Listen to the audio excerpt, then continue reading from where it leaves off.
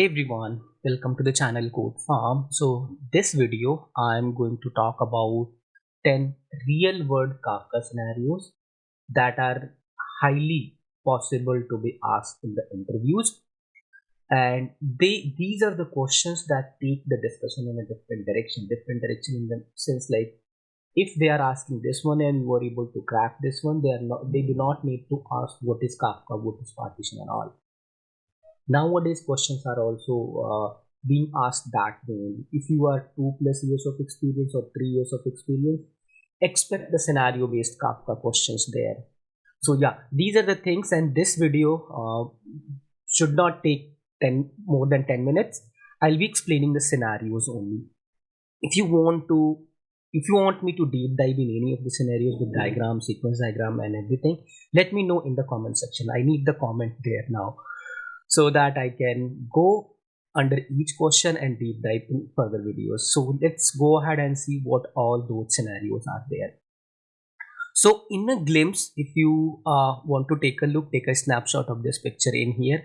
So this is what we are going to talk about. User activity tracking, payment event processing, inventory updates, real-time analytics, CDC data pipeline is there, uh, media serums handling is there, and CDC data pipeline is there, multi-reason replication is there, back pressure handling is there, schema evolution is there, IoT data ingestion is there, multi-reason replication is there, schema evolution is there, and IoT data ingestion is there. So some of, in this diagram you see some of the things are repetitive, but yeah, we will be covering in exactly 10 cases in here, and that's what it happens like when you create the images with the chat GPT. Those create like have become very amazing and awesome in its own way, but sometimes they do the mistakes there, right? So yeah, we will live with that. So very first one, that is the user activity tracking at massive scale. So what is the scenario? You are tracking every click, scroll and page view from the web and mobile users. Traffic spike heavily during peak hours. Ordering matters per hour but not globally. How do you design this using Kafka? So this is the usual case, right? To track the user behavior. So whenever user is coming and interacting with the website, we want to capture the page views as well as all the clicks that he or she is doing on the page, whether it is a mobile or web. We want to capture that. So the way that I'm scrolling this one, right? So medium might be whenever highlighted, do anything, any interaction is scrolling around. Medium might be raising an event around that one, capturing that one to understand the behavior, what I like, what I do not like. Based on that, they are going to recommend me. So the importance of this question is that tracking the user activity and based on that recommend the content to them. For the organization, this is very important to understand actually. So what is the indicative solution for that one? Because some of the keywords that need to be understood in here, like traffic spike is happening in here, that is the one thing. And the second thing is that the ordering is matter. So how we get to understand the ordering here? So keeping this in mind, explain the solution in here. Indicative solution is given in here. So Kafka is the one that can be used in here. The key realization is that ordering requirements are usually scope, not global. So that is what it mentioned in here. Ordering is needed per user, not globally. Partitioning by user identifier allows Kafka to scale horizontally while preserving order where it actually matters. The producer side must be optimized for burst traffic using batching and compression, while Kafka itself acts as shock absorber during spikes. So these batching and compression are already configured in the Kafka, but we can tune it further to optimize for the higher load itself. And just we are at the first question. So if you are looking into this 10 scenarios, that means you already know about the core of the producer and consumer, and you are aware of the Kafka ecosystem, and you are looking for the interview discussions around the Kafka. So whatever terminology that in here, you understand that, like ordering, how do you get that and all of that, right? So coming to the next question, payment events and duplicate processing. In a payment system, producers retry on failures, consumers run in parallel. How do you ensure a payment is never processed twice? This is the standard case of double charging. If it is not handled properly, the user might be charged twice. So if we have event driven architecture in the payment system. So like there is a order service, there is a payment service in here, right? So order service may be retrying or payment service is retrying, and order service sent the events 2 times. Payment service might be charging that 2 times there, right? The processor. That is what we want to avoid. That is where what that is idempotency comes into picture. We have to make sure that we are not charging twice, because Kafka guarantees at least once delivery, so it is not going to lose the event. It is going to process that one. But in the application logic, that should be there, that if by chance that retry and anything happened and it is coming twice, we should be making sure that we're not processing that twice. So that is where we do that. So idempotency, basically idempotency and transactional guarantees comes within the Kafka itself, that can be used to avoid this scenario. So the third scenario is like inventory updates across microservices. Order, inventory, and shipping services all need inventory updates. You are not allowed to make synchronous REST calls. How would Kafka help in here? This is very standard case. Like the key thing to note in here, that services all need inventory updates. You are not allowed to make synchronous REST calls. How would Kafka help? Order, inventory, and shipping services all need inventory updates. So whenever update in the inventory is happening, those need to be identified basically. So Kafka, what is the indicative solution for that one? Kafka becomes the event backbone of the system. Instead of services calling each other, they publish and react to inventory events independently. This removes tight coupling and improves resilience while accepting eventual consistency as a deliberate trade-off. So whenever inventory update is happening, there is a respective event sent on a Kafka topic, and whoever needs to informed about the inventory updates, they can consume on this event and they can further process this one.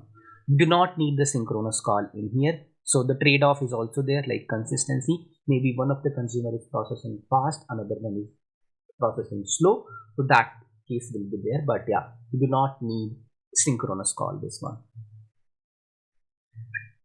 Next is the real-time dashboards from raw events. This is very, very important. I love it.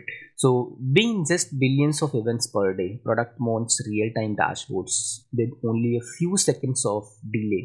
How do you design this one?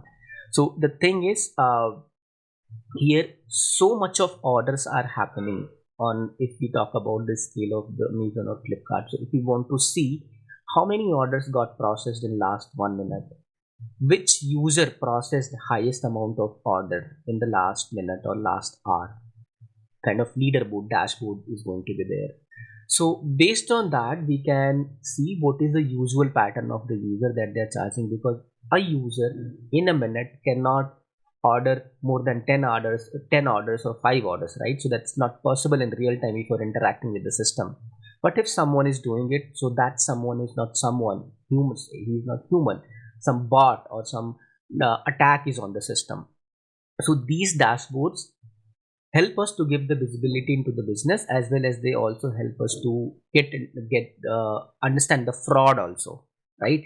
So that is where Kafka Streams, now we are discussing beyond core Kafka, that is the Kafka Streams, that is going to help us to get the solution into this one. Okay, so yeah, this is going to help us in here. And yeah, this is one of the promotion. If you're watching this video before 31st January, 9 to 10 p.m. IST, I am hosting a cohort that is around this core Kafka and beyond core Kafka itself, like Kafka Streams, Kafka Connect. The scenarios like this one will be discussed with the diagram, sequence diagram. We'll try to simulate these things with the help of load test. We will be pushing the metrics into the New Relic. Everything in real time, the way it happens in the actual company. Like the very day one will start with the GitHub repository. Eventually, we will be pushing the informations or pushing the new lessons there.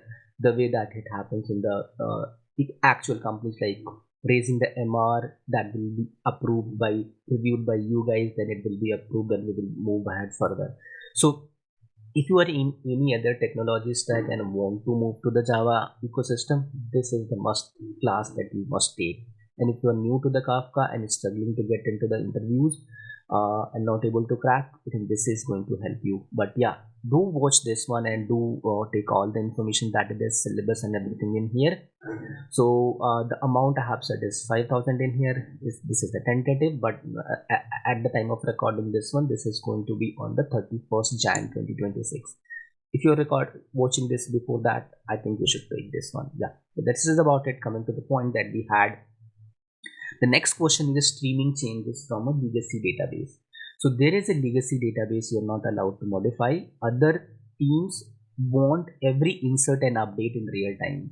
What would you do in this one? So the thing is like there is a legacy application that is making the changes in the database, right?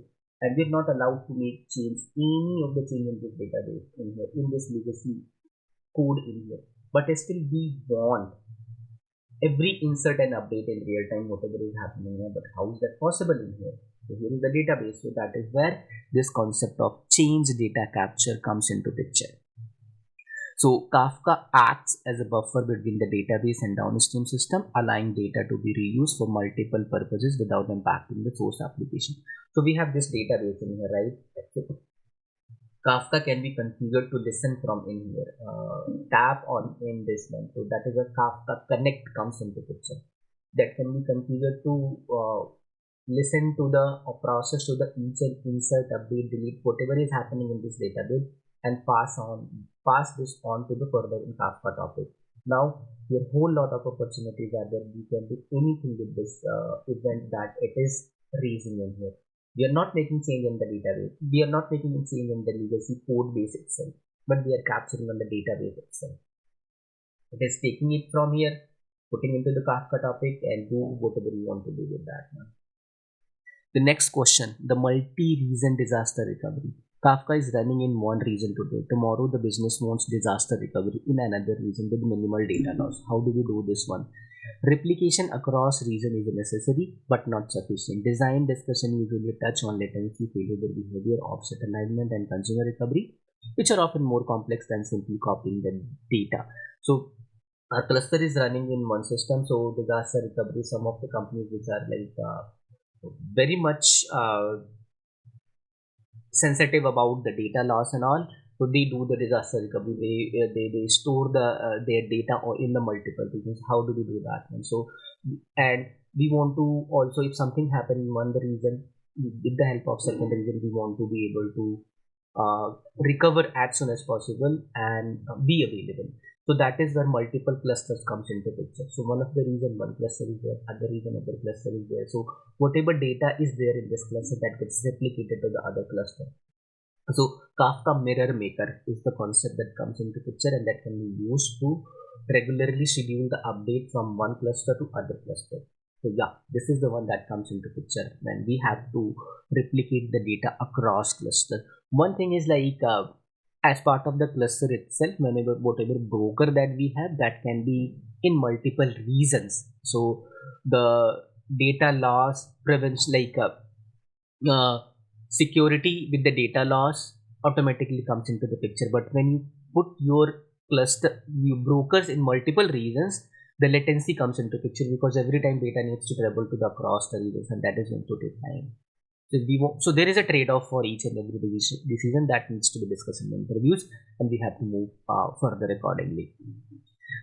Next one is the slow consumers and traffic spikes. Producers are publishing events faster than consumers and process them. What happens and how do you design for this one? So Kafka doesn't push back on producer in the traditional sense. Like it will not say that, yeah, I'm done, you are not allowed to push more messages into this one. This is not the case. Instead, consumer lag becomes a first class signal. So the producer will keep sending the events to the Kafka topic. Consumer is listening from that one. So the message is accumulating in this region, in the topic itself. So producer is not disturbed with this one. This consumer is processing, the delay will be there in here, but that's the case. So the solution space involves scaling consumer groups, monitoring lag, and protecting downstream system from overload. So yeah, because consumer is the one, as per the need, it is pulling the data. So consumer is also working on its own pace, so that each and every event processed properly, not left in between actually. So that is where we have to keep an eye and have to process that accordingly. Event schema evolution over time. So multiple teams published the same topic. Over time, fields are added and removed. How do you prevent breaking consumers? So if there is a topic, there are multiple consumers, multiple producers to this one, and by the time requirements change, right? So let's say there is one field, let's say some customer ID is there that needs to be changed to the user ID. So how we make sure that each of the producer is aware of this change and they are aligning with the way that we are going to move for this change. The current scenario, when we have just the producer consumers, anyone is coming and publishing to this one, it is not possible to strict this rule actually. So that is where schema registry comes into picture, right? Schema registry is there where producer and consumers both connect to a registry system in there, and they get the information of that. Okay, and that is where they are aware about the change in the schema, any field going away, any field coming as a new one, and this is going to be helpful. IoT data with late and out of order events, millions of devices and data, some events arrive late or out of order, traffic is an event. How do you design this in the Kafka? Is there event time versus processing time? So time semantics matter more than raw throughput. The discussion often shifts to event time versus processing time, handling late arrivals and dealing with skewed partitions caused by event device traffic. So Kafka is best fit for these scenarios. Sending Kafka data to external system. Teams want Kafka data in Elasticsearch, data warehouse, and object storage, but they don't want custom consumers to code everywhere. This is one of the previous questions that we discussed about the legacy database, right? So we will be making use of the Kafka Connect that can be integrated with the database and the events generated, and that's how it will go to the Elasticsearch warehouse or any other thing that can be done there. Okay, so yeah, these are the final things in here, and I hope these 10 scenarios are going to be very helpful in my opinion. So go ahead, bookmark this page, and yeah, do practice these things, take help of the chat gpt and everything. Just feed these scenarios, like write this one and ask it to iterate with the solution. So let's see if you're able to make sense and if you're able to answer this one. End of the day, you have to understand and you have to discuss this one. But again, if you want my help with the live cohort session where we are going to learn it within the time boundary, and you are watching this before 31st Jan, do register about that. For that one, I'm sure you will not regret that session, that time. I'll see you in the next one. Bye bye.